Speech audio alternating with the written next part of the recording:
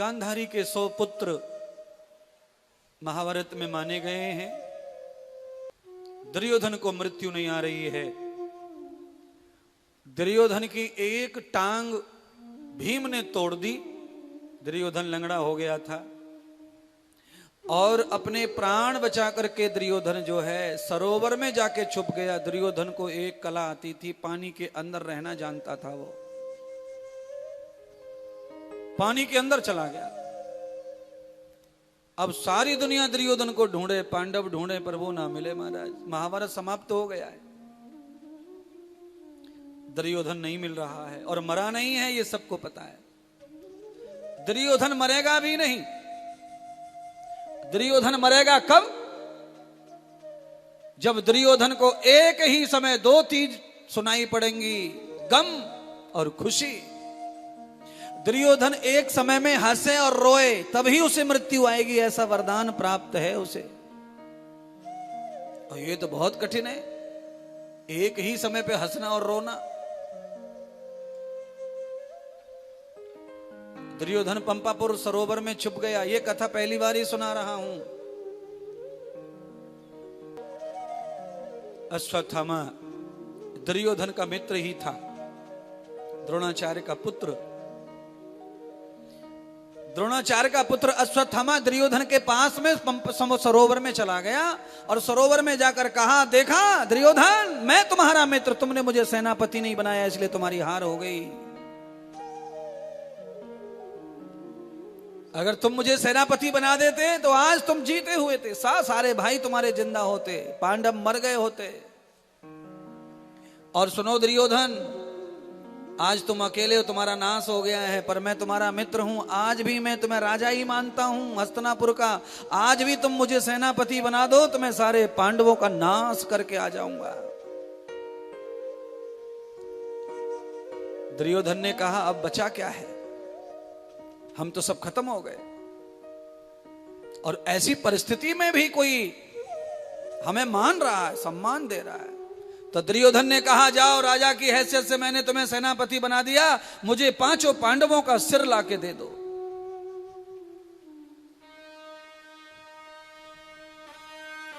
यही किया अश्वत्थामा ने।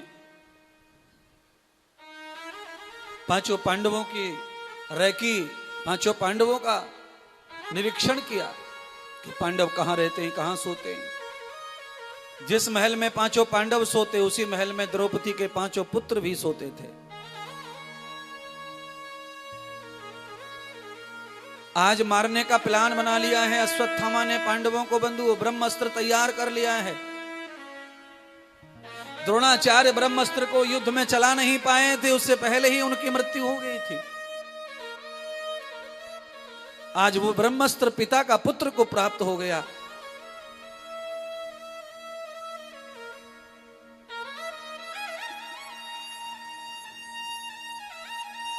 भगवान कृष्ण द्रौपदी को वचन दे चुके थे कि तू विधवा कभी नहीं होगी, तू सुहागन मरेगी। तो आज द्रौपदी के सुहाग को जिंदा रखने के लिए परमात्मा कृष्ण ने लीला कर दी कि द्रौपदी सहित 5 पांडवों को अचानक गुपचुप गंगा नहाने के लिए ले गए, गंगा नहाने के लिए। द्रौपदी ने सोते हुए अपने बच्चों को नहीं जगाया। बच्चे सो रहे थे, सुबह सुबह का टाइम, सोता हुआ छोड़ गई। भगवान की लीला ये है। 5 पांडवों को लेके गंगा नहाने द्रौपदी चली गई। गंगा नहाकर द्रौपदी जैसे ही गंगा नहाकर बाहर निकल रही थी, द्रौपदी का पैर टकराया पत्थर से, द्रौपदी का साड़ी पल्लू फंसा।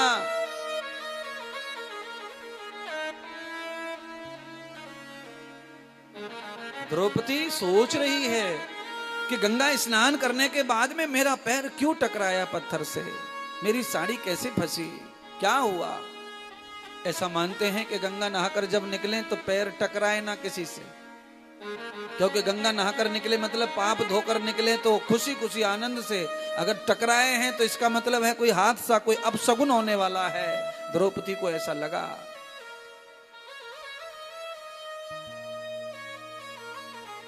पांचों पांडव महल में सो रहे हैं, ऐसा सोच करके अश्वत्थामा आया और पांचों पांडव हैं ऐसा सोच करके तलवार से पांचों पांडवों के बच्चों का शीश काट दिया और बांध करके ले गया शीश को।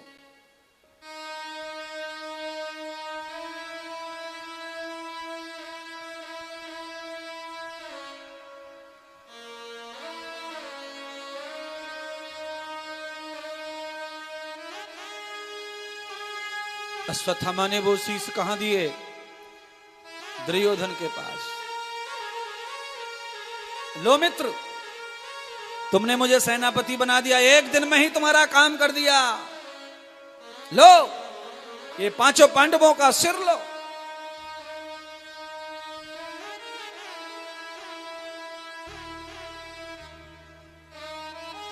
अश्वत्थामा ने कभी देखा नहीं था द्रौपदी के बच्चों को, पर दुर्योधन ने रोज देखा था, घर में ही रहते थे। जैसे ही अश्वत्थामा सरोवर में शीश लेके पहुंचा तो दुर्योधन जोर से हंसा, हा हा हा हा, जोर से वाला राक्षसी हंसा। किसी के मर जाने पर अगर हमें हंसी आती है तो ये राक्षसी हंसी है। दुर्योधन के भतीजे मरे थे और कोई नहीं, दुर्योधन के भाई ही मरे पांडव ऐसा मानो, और दुर्योधन हंस रहा है। और जैसे ही दुर्योधन ने हंसते हंसते हंसते पांचों चेहरों को जब देखा तो कहा, अश्वत्थामा ये पांडव नहीं है, ये द्रौपदी के पुत्र हैं। तुमने बाल हत्या करके पाप कर दिया अश्वत्थामा। दुर्योधन हंसते हंसते रोने लगा, और जब रोने लगा तो दुर्योधन का प्राण निकल गए, दुर्योधन का श्राप पूरा हो गया, दुर्योधन मारा गया।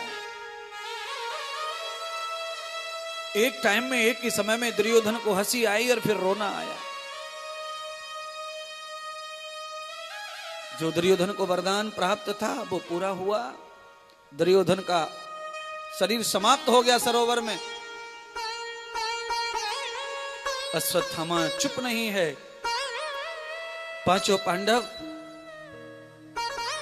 लौट कर आए। द्रौपदी परेशान है। कृष्ण को सब लीला पता है क्या हो गया, पर कृष्ण कुछ नहीं कह रहे। साथ में भगवान हैं तब भी यह हादसा हो गया। क्यों? भगवान साथ में रहें तो भी वो वही करेंगे जो वो वचन देते हैं। जो भगवान ने वचन दिया नहीं है वो भगवान कभी करने वाले भी नहीं है। वचन द्रौपदी को दिया है, पतिव्रता रहेगी तू, और पतिव्रता रखने के लिए बच्चों की कुर्बानी होगी, बच्चों का बलिदान हो गया। द्रौपदी ने देखा कि महल के ऊपर कौवा क्यों घूम रहे हैं। एक बार संशय हो जाए ना तो हर बात पे संशय बढ़ता चला जाता है। एक बार किसी बात को लेके आदमी कंफ्यूज हो जाए तो फिर कंफ्यूज होता चला जाता है, और द्रौपदी को बार बार शंका बढ़ रही है। अब कौवा देखे तो और शंका और टेंशन, क्या हो गया होगा क्या पता। आज तक हस्तिनापुर के ऊपर कौवा नहीं मर रहा है। देखा चौखट में पैर रखा तो चौखट से टकराया पैर। घुसते समय आंगन में नजर पड़ी, देखा रक्त बह रहा है। द्रौपदी आंगन में पहुंची, अपने बालकों को देखा। द्रौपदी धरती पर गिर पड़ी, चीखने लगी, चिंघारने लगी, रमाने लगी, रोने लगी। केशव ये क्या कर दिया तुमने? द्रौपदी ने भगवान को थोप दिया सब। द्वारिकानाथ ये क्या लीला कर दी? मेरे पांचों पुत्रों को हाल क्या है? भगवान श्री कृष्ण ने द्रौपदी को हृदय से लगा के, चुपचाप हृदय से लगा के समझाने लगे। द्रौपदी, होनी को कौन टाल सकता है? यही लिखा था विधाता ने विधि में। परी बहन, अर्जुन चीखने लगा, भीम चीखने लगा, जिसने भी हमारे पुत्रों को मारा है हम उसे रात में सूर्यास्त नहीं होने देंगे, रात नहीं होने देंगे। पूरी धरती पर 3 लोक 14 भवन में जहां भी छुपा होगा मेरा बाण उसे ढूंढ लेगा, अर्जुन कह रहा है। भीम कह रहा है मेरी गदा उसे पाताल में धांस खिलाएगी। भगवान को पता था वो किसने मारा है। भगवान ने कहा देखो भीम,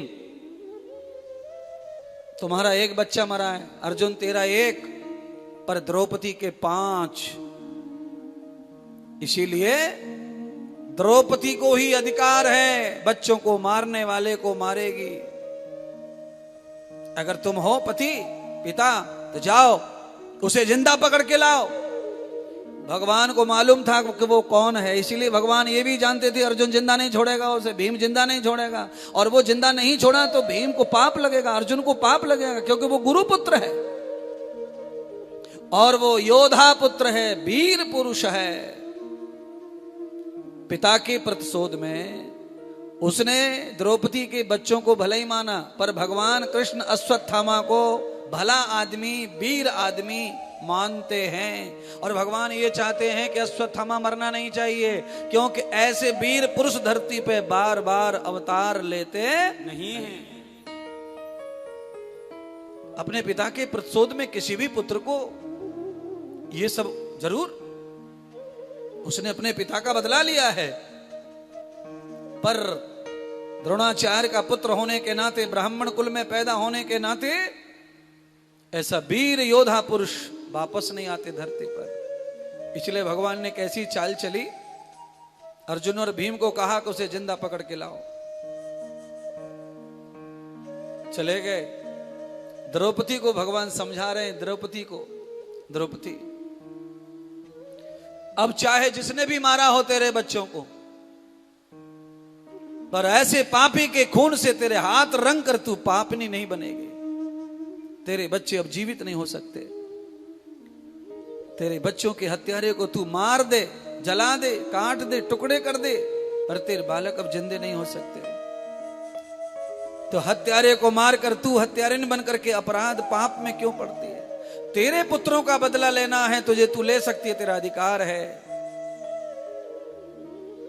इतनी ही देर में भीम कंधे पे डालकर बांध कर ले आया अश्वत्थामा को और पटक दिया द्रौपदी के सामने और कहा इसके असंख्य टुकड़े कर दे, असंख्य, अगणित टुकड़े करो, गिने ना जाए इतने टुकड़े करो द्रौपदी। और तुमने जो बाल खोल के रखे हैं, इन बालों से, इन बालों को इस दुष्ट के रक्त से धो लो।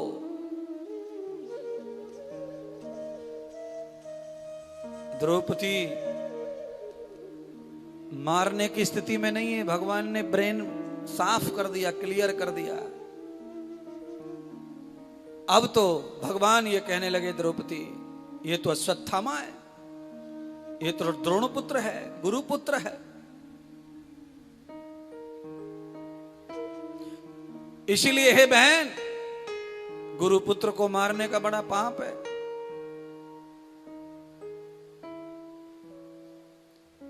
तो अर्जुन, पांडव, भीम, नकुल, सहदेव सब कहने लगे केशव इसे जिंदा कैसे छोड़ेंगे?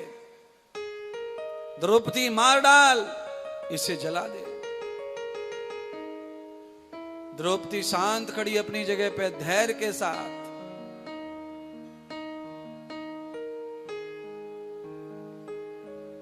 भगवान कह रहे हैं द्रौपदी, अश्वत्थामा को, तेरे बच्चों को मारने वाले को मार दे, पर गुरु के पुत्र को जिंदा रख।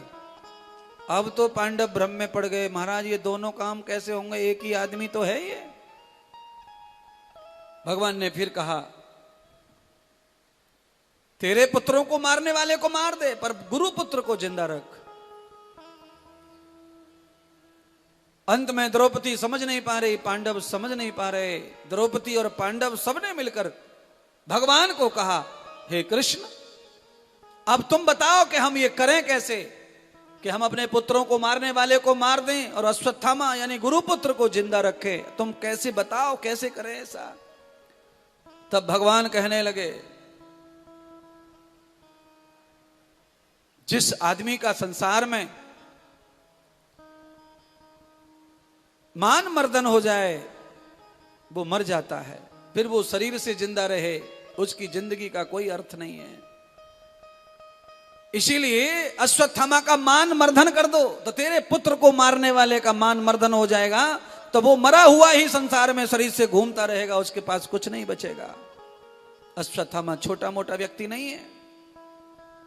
और सच बात, जिनका नाम दुनिया में है, जिनकी पहचान दुनिया में है, जिनका सम्मान दुनिया में है, उनका मान मर्दन अगर हो गया तो उनको जिंदा रह के भी कोई अर्थ नहीं है, उनको कुछ संसार में कुछ लेना नहीं है।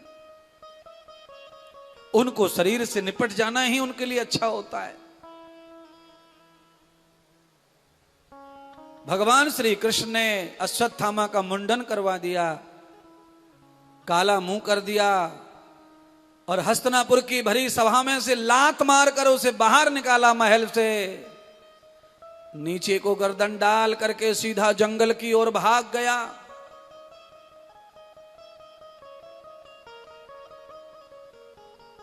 ज्ञानी लोग कहते हैं कि जो कोबरा सांप होता है ना, अगर ये चोट खा जाए और जिंदा रह जाए तो ये पलटवार करता है।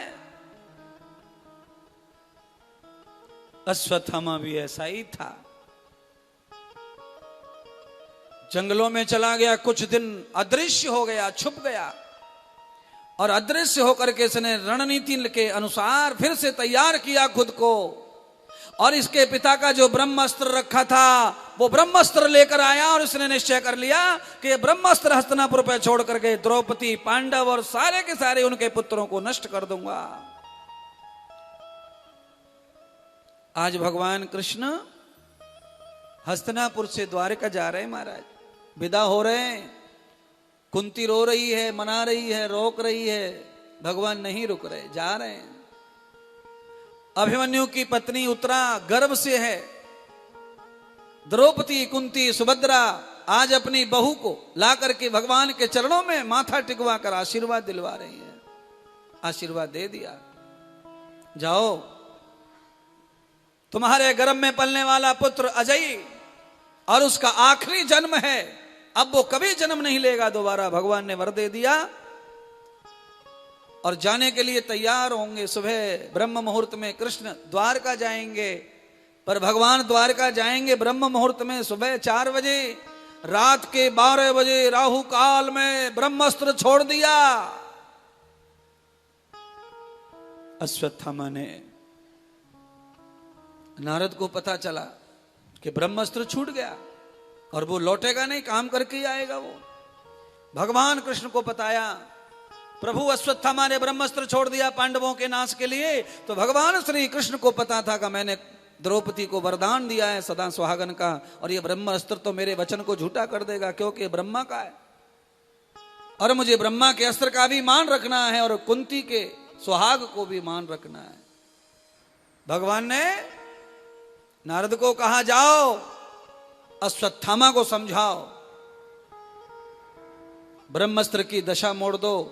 नारद गए, दौड़ करके अश्वत्थामा के पास कहा, अरे अश्वत्थामा, तेरा ब्रह्मास्त्र निरस्त हो जाएगा क्योंकि भगवान श्री कृष्ण वहां है और उन्होंने द्रौपदी को वर दिया है सदा सुहागन रहने का।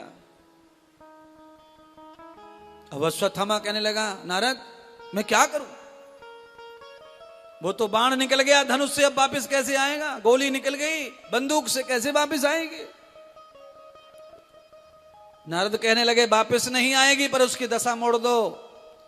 अश्वत्थामा ने कोई ध्यान किया ब्रह्मा जी का, मंत्र का, उसकी दशा मोड़ दी और दशा मोड़ करके वो पांडवों के महल से उत्तरा के महल की ओर दौड़ने लगा ब्रह्मास्त्र। उत्तरा बिस्तर में सो रही थी, ब्रह्मास्त्र जाकर के उत्तरा के ही गर्भ को लगा।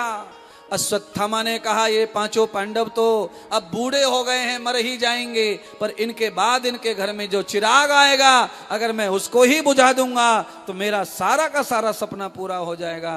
ब्रह्मास्त्र अश्वत्थामा ने छोड़ा उत्तरा के गर्भ पर, उत्तरा का गर्भ जलने लगा।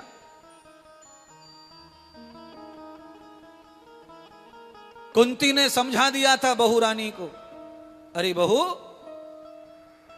रात में विरात में अंधेरे में अकेले में गर्भवती हो, कोई संकट आ जाए, दर्द आ जाए तो ठाकुर को याद करना, कृष्ण को बस, और किसी को याद ना करना।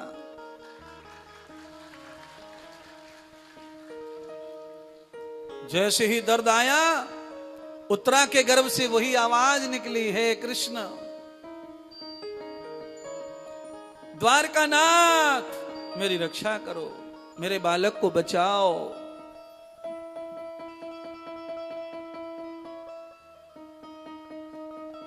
भगवान दौड़े चले आए, उत्तरा के पास पहुंचे। पुत्री क्या हुआ? द्वारकाधीश मेरी रक्षा करो।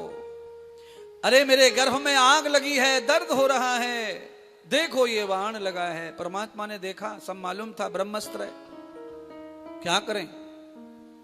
कुंती को समझाने लगे उत्तरा को, पुत्री इस ब्रह्मास्त्र से मैं तुम्हारे बच्चे की रक्षा कर सकता हूं, पर धर्म संकट है मेरे सामने। मैं कभी किसी की योनि के प्रवेश नहीं किया, और बिना योनि के मैं तुम्हारे गर्भ में जाऊं कैसे, शस्त्र लेकर के, और कैसे रक्षा करूं? ना गर्भम यथा न पुत्रस्य या गर्भो अवतार मूले। मैंने तो इतने अवतार ले लिए, तो मैंने तो खुद के अवतार के लिए भी गर्भ धारण किया नहीं है, तो मैं तेरे गर्भ में जाऊं कैसे? और तू तो मेरी पुत्री समान है, तेरी इंद्री, तेरी योनि का दर्शन कैसे करूं? मैं तो बहुत परेशान हूं। उत्तरा ने कहा, परमात्मा ब्रह्म है आप तो नियंता निर्माता हैं, आपने ही तो निर्माण किया है काया का, शरीर का, और आपके लिए योनि क्या, आपके लिए कोश और क्या, आप तो आप हैं। इसलिए हे प्रभु मेरे पुत्र की रक्षा करो, चाहे आपको योनि से जाना पड़े, चाहे आप जहां से जाएं, पर मेरे पुत्र की रक्षा करो। मुझे कोई संकोच नहीं है आपके सामने अपना शरीर रखने में।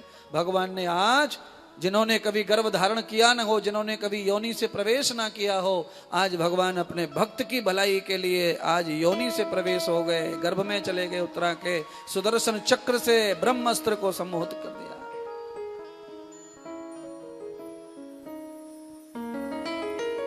भाई देखो, भगवान की कथा ऐसी हैं जो हमें भगवान के निकट करती हैं। जिन्होंने अवतार लेने के लिए कभी सहारा नहीं लिया गर्भ का, आज वो गर्भ में चले गए। क्यों? एक भक्त की भक्ति को, आशा को, सपने को पूरा करने। इसी मुझे लगता है ऐसी परिस्थिति में भगवान से ज्यादा निकट कोई और नहीं हो सकता है, सबसे निकट भगवान होता है ऐसी परिस्थिति में, ऐसी परेशानी में। ब्रह्मास्त्र ब्रह्मा जी के पास वापस चला गया, भगवान के चक्र से परीक्षित महाराज जो गर्भ में थे वो सुरक्षित हो गए। प्रातः काल हुआ, भगवान ये लीला बताई नहीं किसी को, और भगवान का रथ सजा, भगवान जाने लगे। सारे पांडव रोने लगे, कुंती ने रास्ता रोक लिया, केशव जाने नहीं दूंगी। तू अजब है, गजब है, तेरी लीला निराली है। मेरे बालकों को सुखी करके राजा महाराजा बना के उन्हें छोड़ के जा रहा है। जब मेरे बालक गरीब और विपत्ति में भूखे टूटे जंगलों में घूम रहे थे तब आया, और आज मेरे बालक राजा बन गए तो जा रहा है। भगवान कृष्ण ने कहा, मैया मैं यही करूं, ज्यादा राजा महाराजा साहूकार बना देता हूं और वहां से मैं गायब हो जाता हूं उन्हें कलयुग में छोड़ के, और जैसे ही कोई गरीब और दुख में चला जाता है मैं वहां खड़ा हो जाता हूं, जाकर उनका संग करता हूं, उन्हें बढ़ाता हूं, बचाता हूं, निकालता हूं। कोई मेरे भरोसे रहे तो सही, कोई मुझे अपना पूरी तरह माने तो सही।